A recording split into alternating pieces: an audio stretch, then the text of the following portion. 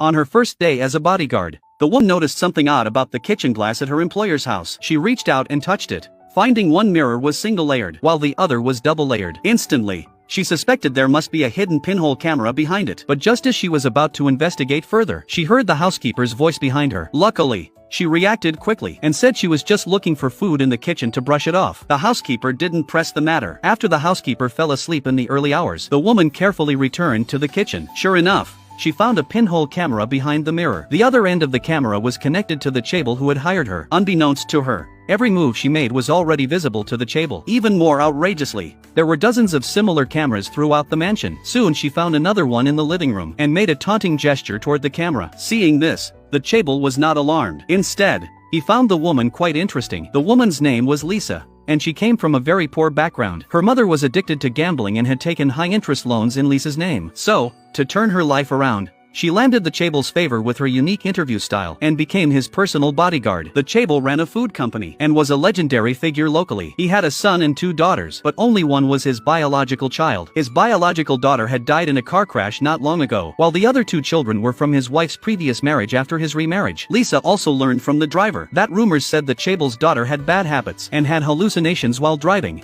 causing the crash. His son Jack was a fool and not worth worrying about, but the eldest daughter, Anna, needed extra caution. Anna was a university professor, smart and ruthless, and especially wary of women around her father. So she planted the housekeeper Jenny to monitor his movements and report back to her. The chaebol was advanced in age and could pass away at any time. If another woman appeared by his side, there could be unexpected changes when dividing the inheritance. So Anna would never allow any man to get close to her father. Unexpectedly, Lisa wondered aloud why they had to wait for the chaebol to die. Couldn't they hire a killer to stage an accidental death? The driver didn't know how to respond and just thought Lisa was a bit strange. On the way back, the chaebol deliberately sent the driver away, giving Lisa a chance to ask about the pinhole cameras. She thought the chaebol was a pervert, but after checking, Lisa found no pinhole cameras in the bathroom or dressing room, and the huge mansion had only one kitchen. Finally, Lisa asked the chaebol if someone was trying to harm him. Although the chaebol didn't admit it, what Lisa said struck a chord with him, because Jenny was Anna's person. The chaebol never dared to eat her cooking, always having someone bring meals from outside. During the holidays, everyone was given leave, with nowhere else to go.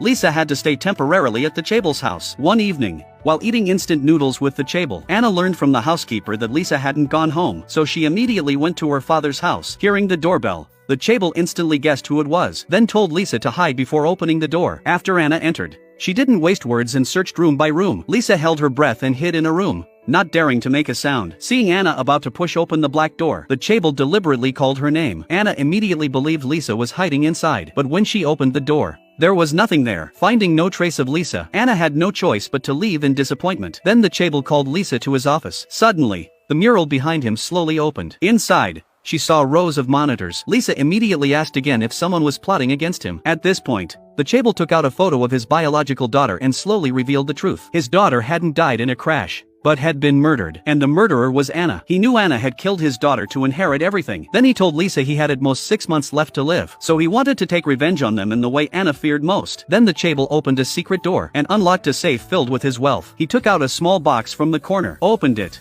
and inside was a ring. He solemnly asked Lisa to marry him, and his purpose was to make his children lose all inheritance rights. Hearing this, Lisa flatly refused on the spot. She originally planned to pack and leave, but then received a call from her mother demanding repayment. In a fit of anger, she returned to the chaebol and agreed to marry him. Before the wedding, the chaebol instructed lawyer David to draft a contract. 3 months after the chaebol's death, the group would hold a new leadership election, and Lisa must cast the decisive vote to crush Anna and Jack. Only after completing this would Lisa inherit all the chaebol's assets. However, the chaebol's death had to be carried out by Lisa herself. The chaebol would be filmed throughout the euthanasia process. If Lisa failed to fulfill the contract, David would personally hand the footage to the police. The next day, they went to the Civil Affairs Bureau and became legal spouses. 3 months later, the board meeting would officially begin. Before that, David arranged for Lisa to go to Wuchang, a remote small town. There was no train, only buses could reach it, making it ideal for laying low. After all, once Anna and Jack learned of the new heir, they would surely hire killers to hunt Lisa. Wuchang was not only a hiding place, but also the perfect spot to set a counterattack trap. For safety, David prepared a brand new identity for her, Lucy,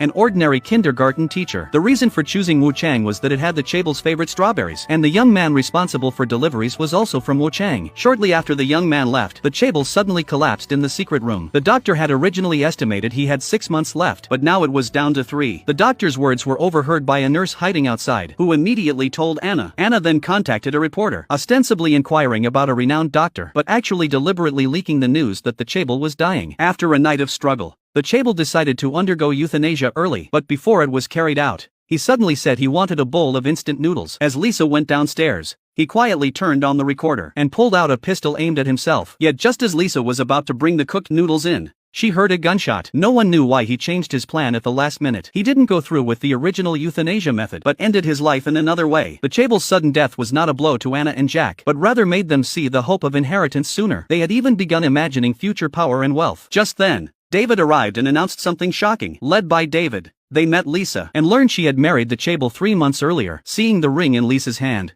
Jack immediately recognized it as his mother's. He was about to approach when David stopped him. Seeing this, Anna immediately halted them and walked straight toward Lisa. She intended to intimidate Lisa into backing down, but Lisa showed no fear at all, grabbed Anna's hand, and remained calm. That night, Anna offered a huge sum to have housekeeper Jenny detain Lisa for a week. Jenny immediately told the driver, planning to act together. Emma, hiding outside, overheard their conversation and informed Lisa right away. By then, Jenny had put sleeping pills in the coffee, and the driver prepared to attack from behind. Lisa merely smelled the coffee and sensed something wrong, scaring both of them. Then she poured the coffee in Jenny's face and skillfully subdued the driver. Seeing they were no longer a threat, Lisa left the scene. Jenny tried to chase her in the backup car, but they didn't expect Emma to throw the backup car keys into a boiling pot right in front of them. Helpless, they told Anna they failed to detain Lisa. Learning Lisa was heading to the airport, Anna immediately sent people after her. As soon as Lisa arrived at the airport, Anna's men followed closely, unaware Lisa had already changed into a new outfit and quietly boarded the bus to Wuchang. Before that,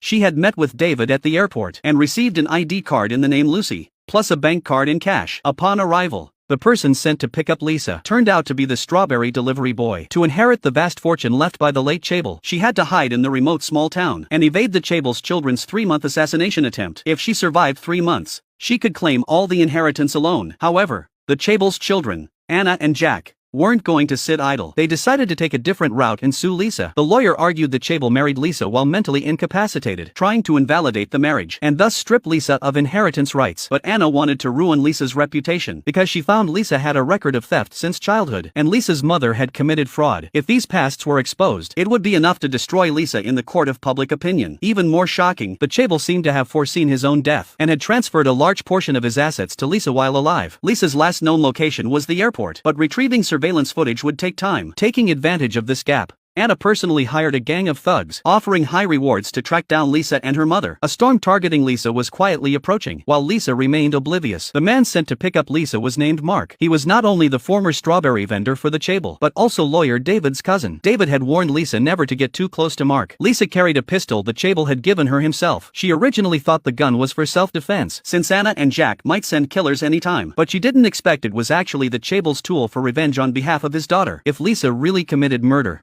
she'd likely spend years in prison. Yet the Chable promised he would do everything possible to reduce her sentence. Faced with huge, Lisa ultimately agreed to the Chable's request. But now the Chable was dead unexpectedly. If Lisa was arrested, who could fix everything for her? Lisa wondered if the Chable had a different plan from the beginning. On her first night in Wuchang, Lisa's vigilance was at its peak. She stood on a hill overlooking her residence, seeing it was far from town with sparse streetlights. Even if a murder happened, probably no one would notice. The townspeople were holding an emergency meeting because the kindergarten where Lisa was about to work was unusual. The land beneath the kindergarten was about to expire, and the landowner was near death. A man named Harry coveted the land and kept trying to force the kindergarten to close by making teachers resign. Residents were discussing how to keep Lisa. Everyone thought Lisa was just an ordinary teacher, but Mark felt she was suspicious. Her demeanor and resume didn't seem like those of an educator, so he advised kindergarten principal Ella to check Lisa's background. Lisa installed surveillance near her residence to monitor outside activity at any time, but she didn't know her airport outfit change had already been captured by Anna's people. Anna had sent someone to thoroughly search her father's bank safe, but found nothing. Anna knew her father well, a lifelong paranoid who trusted no one, so his most important items must still be at home. Meanwhile, Ella saw from Lisa's resume that she graduated from a prestigious university and had done overseas volunteer work multiple times. But why would someone like her willingly teach in this remote small town? Luckily, Lisa was quick-witted, saying Wu Chang had a kind and beautiful principal, so she chose this place. Lisa's answer satisfied Ella. Just as Ella was about to introduce the school's basics, Harry, who had driven away all previous teachers, suddenly barged in. He had planned for a long time to buy the land and was about to pay the deposit, yet the school had hired a new teacher. Before he finished speaking,